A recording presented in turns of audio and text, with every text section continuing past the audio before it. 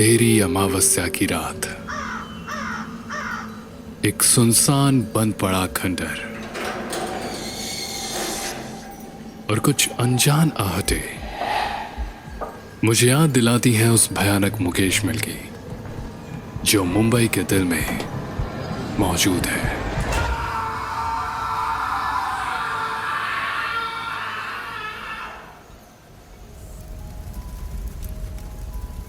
दशकों हो गए हैं जब कोलैबस की ऐतिहासिक मुकेश मिल आग लगने की वजह से जर्जर हो गई थी, लेकिन इसकी टूटी हुई छतों, काई से घिरी दीवारों और खिड़कियों की तस्वीरें आज भी मुंबई की सबसे प्रेतवादित सूचियों में मौजूद है।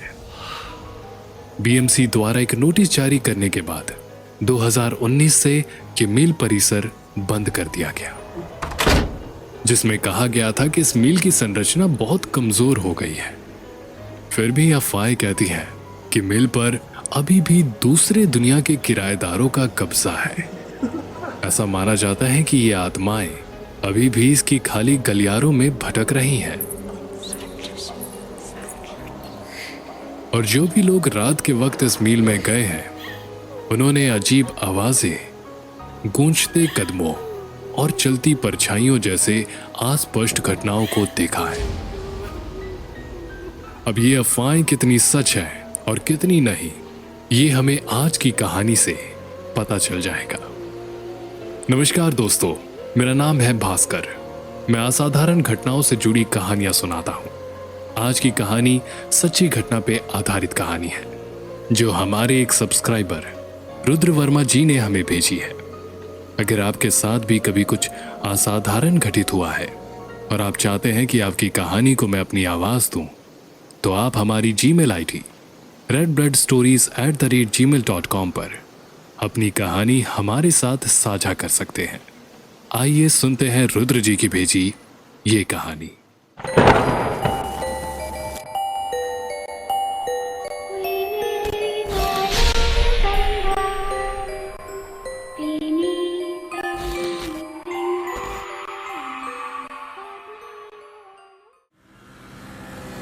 ये बात उस वक्त की है जब मुंबई बम्बई हुआ करती थी। उस दौरान मुकेश मिल से जुड़ी कई पैरानॉर्मल केसेस चर्चा में आ रहे थे। कई हॉन्टेड फिल्मों की शूटिंग के लिए इस जगह को किराए पे दिया जा रहा था। कुछ लोग इसका नाम भर सुनकर डर से कांप जाते, तो वहीं कुछ लोगों के लिए यह सिर्फ मनोरंजन का विषय हुआ करता था। मैं यानी रुद्र वर्मा इसी बम्बई का रहने वाला हूं। हम बम्बई वाले बड़े रिसर्चर टाइप के लोग होते हैं।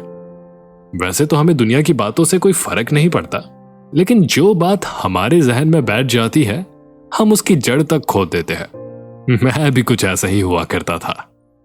सन 1991 मैं द विल्सन कॉलेज से अपनी ग्रेजुएशन कंप्लीट कर रहा था, जो कि ऑलमोस्ट मुंबई का सबसे ओल्ड कॉलेज भी है। अभी मेरा फर्स्ट ईयर था कॉलेज में। स्कूल लाइफ से जस्ट कॉलेज में आने का सफर बहुत कूल लगता है। आपके नए फ्रेंड्स बनते हैं, बहुत सी फ्रीडम मिलती है और जिंदगी के सारे अजीबो गरीब एक्सपीरियंसेस कॉलेज लाइफ से ही जुड़े होते हैं। ऐसा ही एक एक्सपीरियंस मेरी कॉलेज लाइफ से भी जुड़ा है, जिसमें मैंने मौत को बहुत करीब से देखा था। नए नए कॉलेज में मेरे नए 2 दोस्त बने थे, साहिल और अनिल।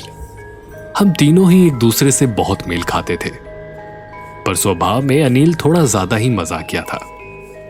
अब इस एक्सपीरियंस की शुरुआत कुछ यूं हुई थी कि हम तीनों चाय की दुकान पर बैठे चाय के साथ अखबार पढ़ ही रहे थे कि उसमें अचानक मुकेश मिल से जुड़ी कुछ बातें आ गई। अखबार में कोई खबर छपी थी मुकेश मिल के बारे में। मैंने खबर अनिल और साहिल को दिखाते हुए पूछा, यार ये मुकेश मिल की क्या कहानी है? बहुत सुनने में आ रहा है इसके बारे में। तभी साहिल बोला, हाँ सुना तो है कि हॉन्टेड है ये जगह, और रात में जो भी यहां गया है उसने अजीब सी चीजों का एहसास किया है। अजीब सी चीजें? ये बात मेरे दिमाग में अटक गई। मैंने कहा, अच्छा तो एक काम करते हैं, हम लोग भी चलते हैं, वो भी रात में। तभी अनिल ने हमें काटते हुए कहा, दिमाग विमाग तो ठीक है तेरा, ये सारी बातें फिल्मों तक ही अच्छी लगती है। रियलिटी में अगर कोई मरा हुआ सामने आ गया ना तो सारी हीरोगिरी निकल जाएगी। मैंने भी मजाक में जवाब दिया, मैं किसी के बाप से नहीं डरता, यह भूत क्या चीज है। और अब तो हम यहां जाएंगे, वो भी रात में। अनिल ने कहा, हम क्या? तुझे जाना है तो जा, मैं नहीं आऊंगा। और साहिल तू भी मत जाइयो, करने दे इसको अकेले पागलपंती। बाकी लोग पागल है जो कहते हैं ये जगह हॉन्टेड है। साहिल ने कहा, अरे चलना अनिल, एक बार चलते हैं। वैसे भी एक ना एक दिन तो सबको ही मरना है, पर यह एक्सपीरियंस करने को दोबारा नहीं मिलेगा। एक लंबे डिस्कशन के बाद आखिरकार अनिल भी मान गया और हमने फैसला किया कि शाम को मुकेश मिल में घुस जाएंगे और पूरी रात वहीं गुजारेंगे। इससे हमारा कॉलेज में भी काफी नाम होने वाला था। 14 मई 1991। ये तारीख मुझे आज भी याद है, क्योंकि इसी तारीख की शाम को हम मुकेश मिल पर गए थे। बहुत से लोगों ने हमें समझाने की कोशिश की थी, लेकिन मेरे अंदर का रिसर्चर जाग गया था और मुझे तलाश थी उसकी, जिसका मुकेश मिल के अंदर पाए जाने का दावा किया जाता है। वाकई ये मिल दिन में भी बहुत डरावना दिखाई पड़ता है। सन्नाटा और अंधेरा इसके चारों ओर फैला हुआ है। शाम में हमने मुकेश मिल की उस जगह को ढूंढ लिया था जो सबसे हॉन्टेड मानी जाती है, और वहां हर किसी को कुछ ना कुछ दिखाई दिया है। हमने फैसला किया कि कल सुबह तक यहीं पर रुकेंगे। कुछ जरूरत का सामान हमारे पास था, जैसे फर्स्ट एड किट, टॉर्च, रस्सी, कैंडल एक्सेट्रा। और एक और चीज हमारे पास थी जो शायद हमें नहीं ले जानी चाहिए थी, चिकन, जो कि हम डिनर के लिए ले गए थे। नेगेटिव एनर्जीज अक्सर मीट, शुगर और अल्कोहल की तरफ अट्रैक्ट होती हैं, और मुकेश मिल में रह रही एनर्जीज की नजर भी हम पर पड़ चुकी थी। मौसम धीरे धीरे बदलने लगा। काले बादल आसमान में छाने लगे। जोरों की कड़कती बिजली और उस बिजली की रोशनी में चमकते हम तीनों की शक्लें एक दूसरे को डरा रही थी। इस खामोशी को तोड़ते हुए मैंने कहा, हम लोग जितना शांत रहेंगे उतना ही डर लगेगा। कुछ बातें ही कर लेते हैं, रात भी कट जाएगी।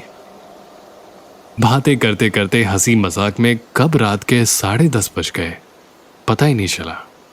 हमने बैग से चिकन निकाला और अपना डिनर करना शुरू किया ही था कि टॉर्च की लाइट ब्लिंक होने लगी। शायद बैटरी खत्म हो गई थी कहकर हमने खुद को समझाया।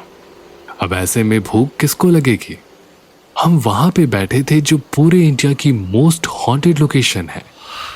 हमारे पास सेफ्टी के लिए भी कुछ नहीं था, और ऊपर से हम तीनों इस मिल की गलियारों से भी अनजान थे। मेरे मन में आ रहा था, काश सबकी बात मान लेता तो आज यहां फंसा नहीं होता। हम लोग एक बार फिर से शांत हो गए। पूरा मुकेश मिल अंधेरे और सन्नाटे में डूब गया। तभी अनिल को मिल में एक आदमी दिखाई दिया, जिसने ग्रे कलर की शर्ट और पैंट पहनी थी, सांवला रंग और उम्र में यही 37-40 के आसपास।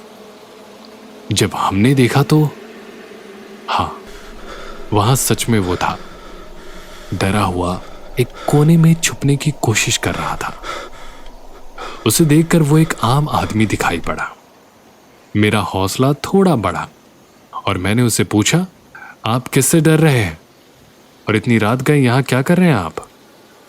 वो हमें देखकर और डर गया। फिर हमने उसे समझाया कि हम इंसान हैं, भूत नहीं।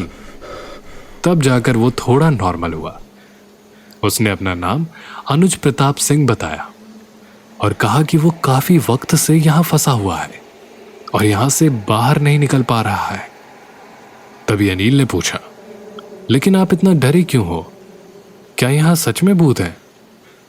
ये सुनकर वो हमें घूरने लगा और बोला, भैया अभी यहां ये सब बात मत करिए। यहां जो भी है अभी सो रहा है। अभी हमें यहां से निकल जाना चाहिए, वरना जो आप अपने बैग में अपनी मौत लिए घूम रहे हो वो जल्दी आपके पास आ जाएगी। बैग में मौत? आपके कहने का मतलब क्या है? मैंने पूछा। उसने जवाब में कहा, मीट नहीं लाना चाहिए था भैया आपको यहां पर। ये जगह मनहूस है और यहां से जितनी जल्दी हो सके निकल जाओ।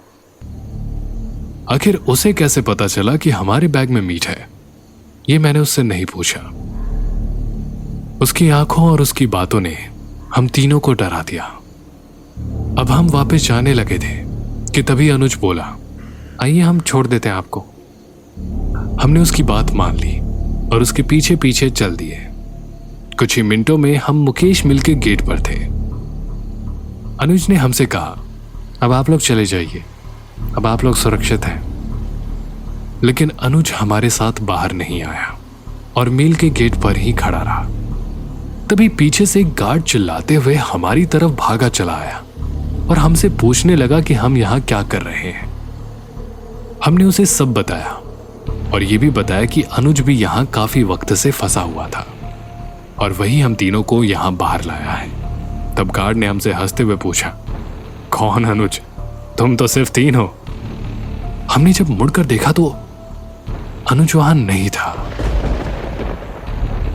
यह था मेरे साथ हुआ एक हादसा। इसके बाद 1 साल तक मैं सदमे से बाहर नहीं आ पाया। कई सवाल मेरे दिमाग में घूमते रहे। कौन था अनुज प्रताप सिंह? बाहर निकलने का रास्ता जानते हुए भी वो बाहर क्यों नहीं आया? और वो किससे डर रहा था? शायद एक अच्छी आत्मा ने रुद्र जी और उनके दोस्तों को वहां से बचाकर निकाला होगा। आपको क्या लगता है, क्या मुकेश मिल सच में हॉन्टेड है? कमेंट करके जरूर बताएं। और ऐसी ही सच्ची घटना पे आधारित कहानियां सुनने के लिए रेड ब्रेड स्टोरीज को सब्सक्राइब करके बेल आइकन को प्रेस करें ताकि हमारी लेटेस्ट वीडियो की नोटिफिकेशन आपको सबसे पहले मिल सके। धन्यवाद।